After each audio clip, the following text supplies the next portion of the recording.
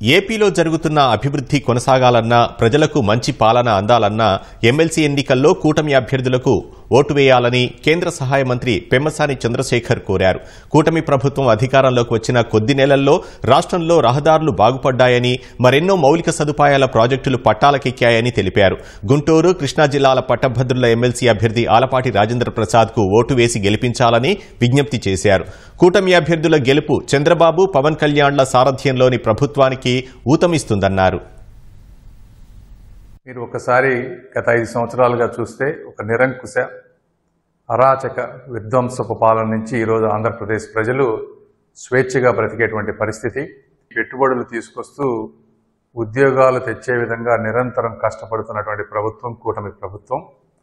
ఇలాంటి కూటమి ప్రభుత్వం వచ్చిన తర్వాత జరిగేటువంటి మొదటి ఎన్నికలు ఈ ఎమ్మెల్సీ ఎన్నికలు. అయితే ఒక ప్రాంతంలో అభివృద్ధి చెందాలంటే ఒక ఖచ్చితమైన సమస్యని అర్థం చేసుకొని పరిష్కరించే నాయకత్వ లక్షణాలు ఉన్నటువంటి వ్యక్తులు అవసరం. అలాంటి నాయకులే శ్రీ ఆలపాటి రాజేంద్ర ప్రసాద్ గారు.